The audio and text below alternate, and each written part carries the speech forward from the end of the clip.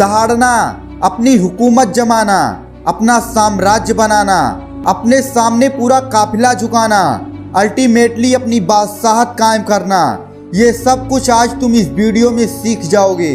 आज एक शेर से तुम सीखोगे एक राजा और एक दास वाली जिंदगी में क्या फर्क होती है और कैसे तुम अपने फील्ड के बादशाह बन सकते हो। आज की इस वीडियो में मैं शेयर करूंगा बादशाहत के वो 3 नियम जो हम शेरों से सीखते हैं। So let's start the video.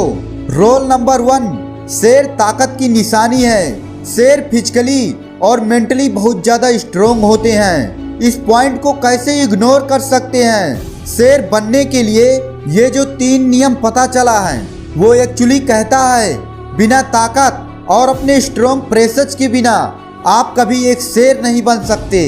हर किसी में कमजोरियां होती हैं, किसी न किसी तरह की कमजोरी होती है, लेकिन वो कमजोरियां हमें पता होना चाहिए।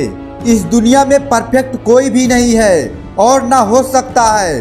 और जब तुम अपने वीकनेस पर काम करते हो असल में तुम यह जान जाते हो कि तुम क्या हो और किस लायक हो।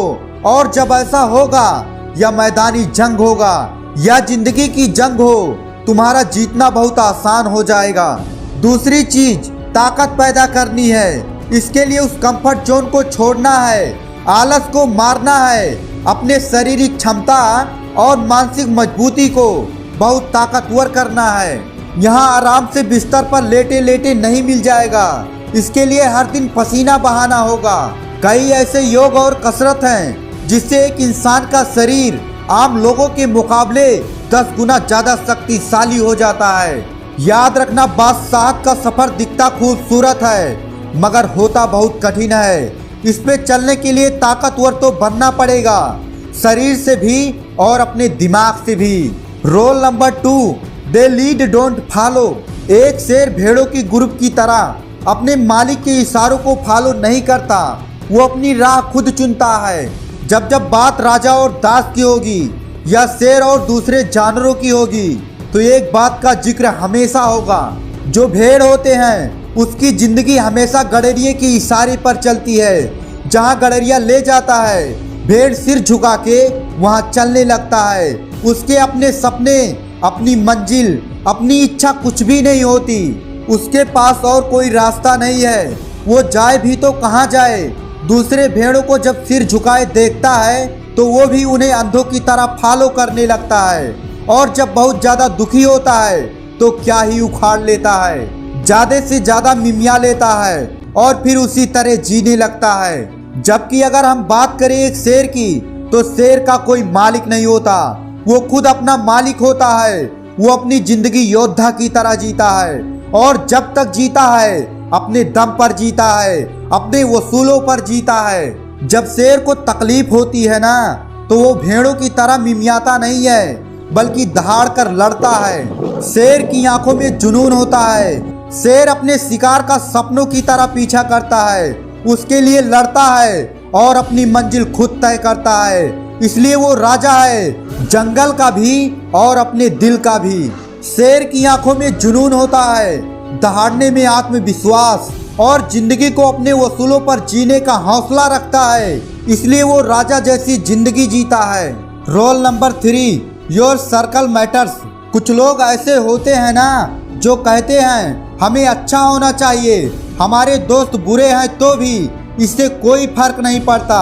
मैं बता दूं ये एक बहुत बड़ी गलतफहमी है जो एक एज गुजरने के बाद हमें भी समझ आती है, लेकिन तब समय में पीछे जाकर इस गलती को सुधारने का रास्ता नहीं होता।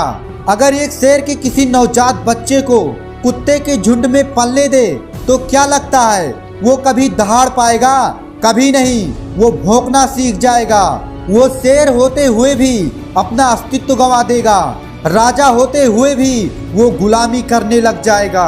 हाँ, एग्जैक्टली यही होता है सभी के साथ। उसका स्वभाव, नियत, एटीट्यूड, मजबूत या कमजोर दिल और सबसे अहम मानसिकता, ये जिंदगी के हर शुरुआती लम्हों से जुड़ी होती है। इसी पर किसी ने एक बहुत अच्छी बात कही है कि अगर कुत्तों से दोस्ती रखोगे तो भौंकना सीख जाओगे, लेकिन अगर शेरों के साथ रहोगे तो झुकाना सीख जाओगे।